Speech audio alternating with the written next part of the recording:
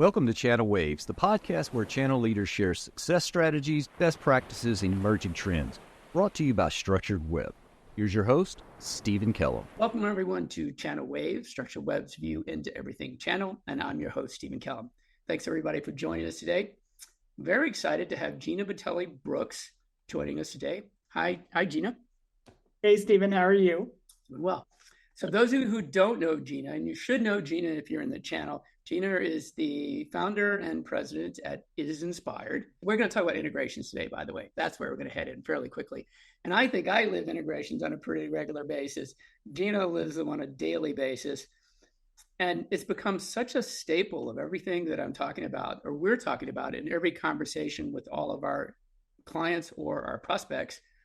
And I don't know if we say it's getting worse, it's just getting deeper. And just the expectations from my perspective is the bar has been raised so high on integrations that you just got to have it down today. And what we're going to talk a little bit today is why that is, what's happening in the world today, some of the challenges, and we're going to leave you with some best practices on things you can do. And maybe we don't even have all the answers, but hopefully we could have the questions that you can ask to get those answers, right? But anyways, from my perspective, Gina, and I'll let you take it from here, or start it from here, the expectations on how fast and what the results of integrations are just through the roof today. When we get on calls with the IT team, like if you're not on all cylinders on how to get that done, they don't want to have anything to do with you. So, their patience becomes very, very slight.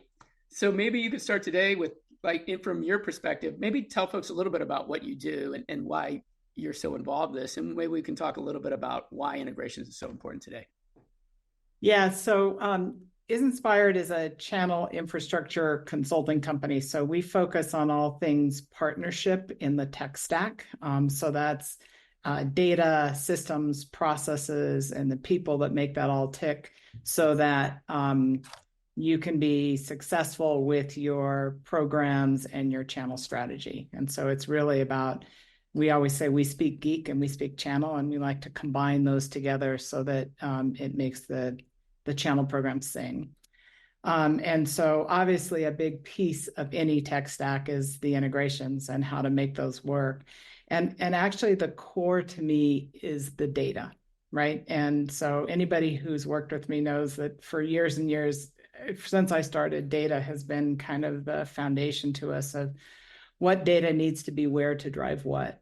And so to me, that's the core of the integrations and why they need to be there. And I think one of the things that we're seeing so much is with the, whatever you want to call it, ecosystems, federated partnerships, whatever term you want to call it, what we're seeing is this ability to meet the partners and the aspects of the ecosystem where they're at, and to provide the data that's needed in a very real-time and meaningful way.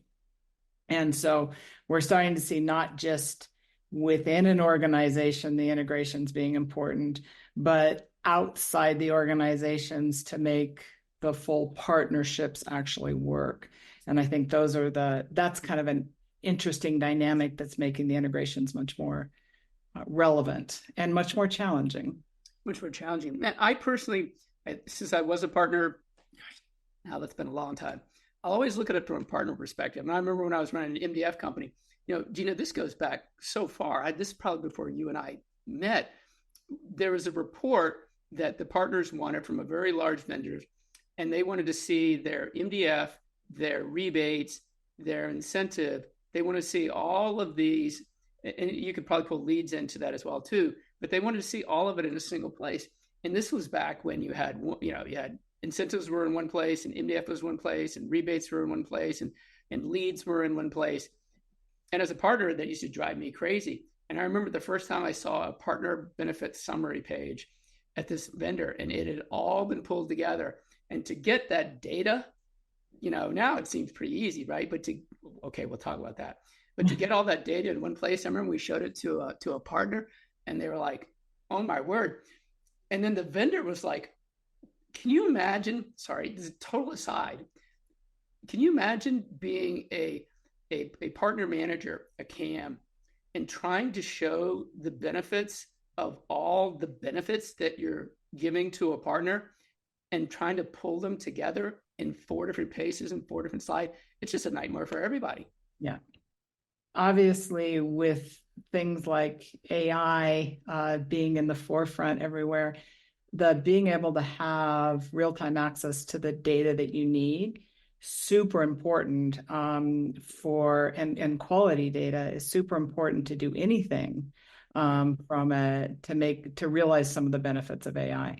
And so again, the integrations and some of the things we're starting to see around, and not that these are new terms, but I'm actually starting to see them being implemented well in some cases around things like data mesh, right, and data fabric, and looking for ways to unify a common look at data, regardless of which systems they're in.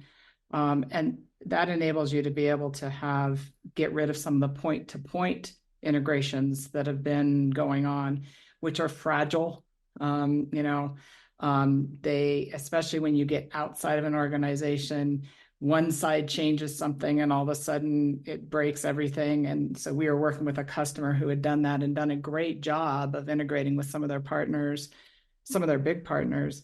And they said, just the maintenance of trying to keep the integrations up was so hard. And so I think some of the new structures coming out and seeing people, I talked to somebody the other day who's got a data fabric implemented, and they said literally they're getting ready to change out their CRM, and it's no problem because the data fabric is there and it's not a point-to-point integration with anything. It's one integration they have to write into the data fabric. And so to me, that was just like kind of mind-blowing because you hear about I'm not to cut you off, but I haven't heard that yet. I have yet to be in a situation where someone has said that. That's actually pretty cool. And I would think that most of our listeners and viewers have not experienced that. All right. No, like I said, data fabric is a term, NetApp has been talking about it for years. I mean, it's a term that's been around there, and it's in concept. It's always interesting. And, I know Forrester's got a lot of stuff around it. And so to hear a customer talk about it actually being implemented, and the fact that they can switch things in and out is just, it was pretty cool. And I think the opposite side, I was on a call the other day, and it was an hour-long call, and someone's replacing their PRM and their TCMA. And the nightmare in dealing with the CRM and the nightmare of that call, you could see the trepidation. Yeah. It was interesting. And you might relate to this because you're in the middle of solid time even more than I am. I was sitting back and listening to it. And normally I think about, okay, what's the effort level on my side at a TCMA or my partner at the PRM or the MDF? I literally was thinking, Gina, what's the effort level of the client that they're having to go through this? Because it's very opposite of what you're talking about with all the point-to-point integrations. That's right. And I think the other thing I was reading that was kind of interesting is Accenture said that 90% of the data has been produced in the last 10 years. And then Forrester came out with a report saying that 32% of the people they interviewed are not getting any value out of the data. And it's 90%, but how much is relevant?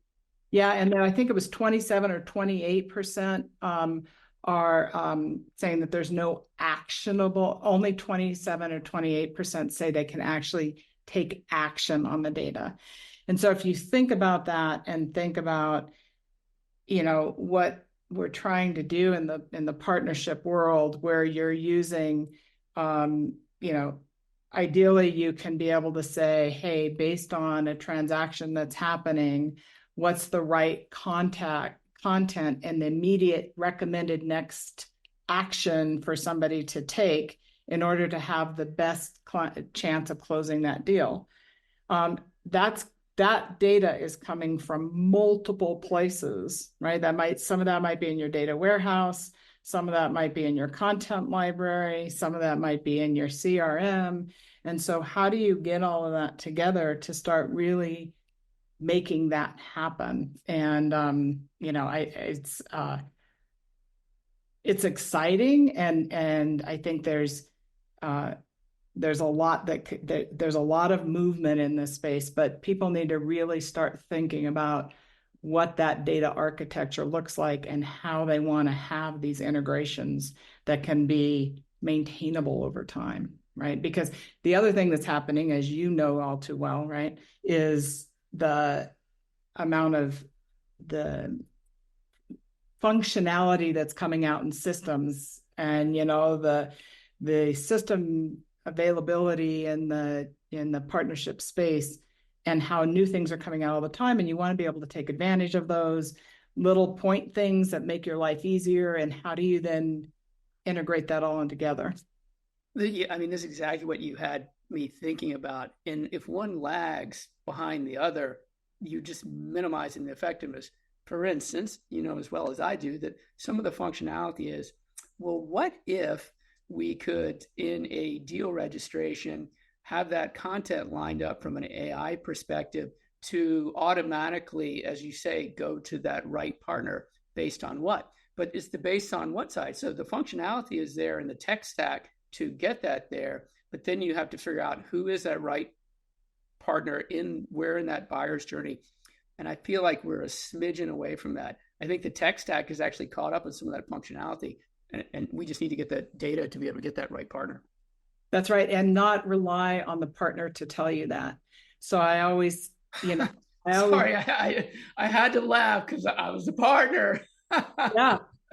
And they don't have time. The whole point is like, hey, we got this really cool thing for you, and it's really automated, and AI is going to make this beautiful. Oh, but wait, here's the missing part. You now have to tell us stuff versus just going in and, being able to learn it from what's in your environment and the deal and past experiences and all those kinds of things. So the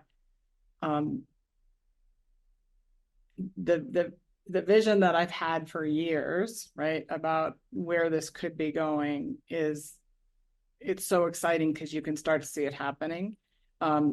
We've got a ways to go, but it's pretty cool, right? It's pretty cool. Okay, we could talk about AI. We could talk about this forever, but we're going to wrap this up and let you reach out to Gina, or you can reach out to me. If you want to get deeper on this, you can go online.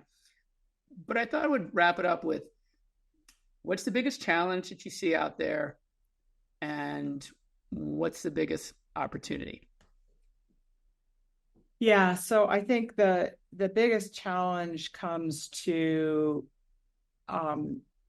really having a strategy about how you want to do your integrations moving forward, and having that be, making decisions on, are you going to have centralized processes for it, decentralized processes for it?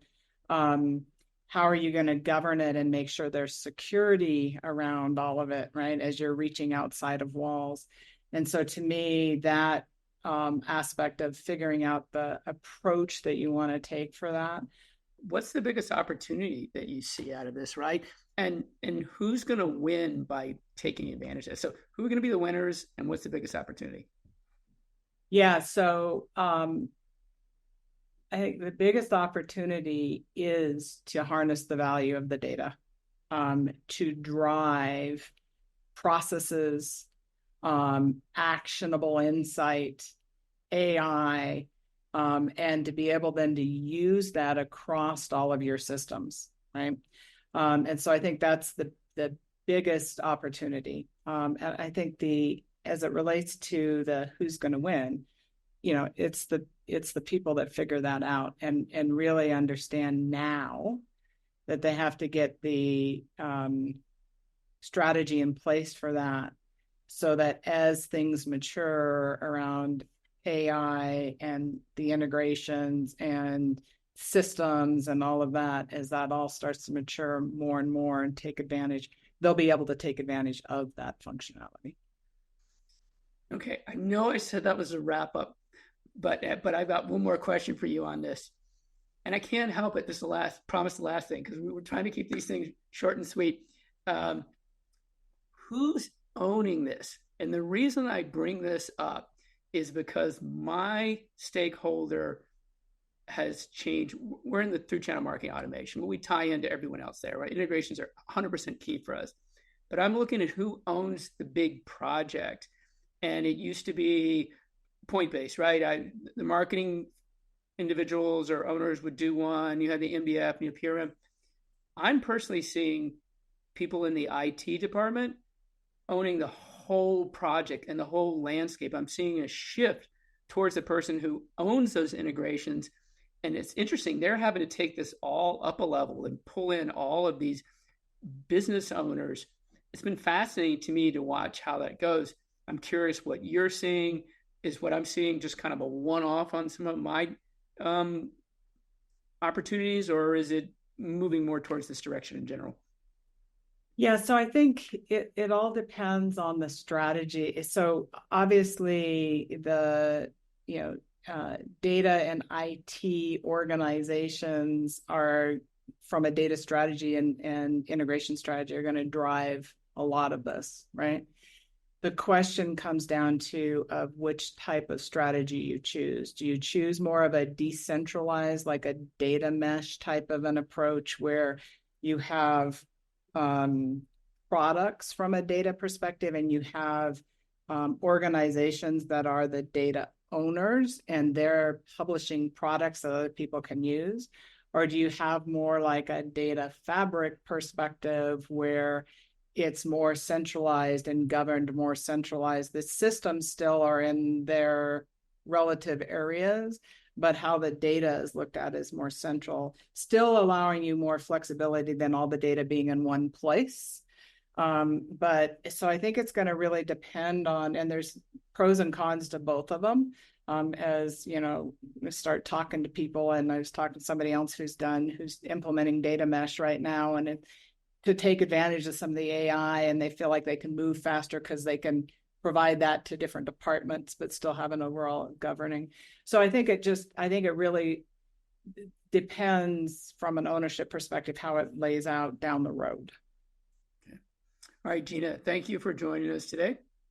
It's been a pleasure, Stephen. Always a pleasure. It's great. And what's the best way for people to reach out to talk to you offline? And yeah, so you can always reach out to me via LinkedIn.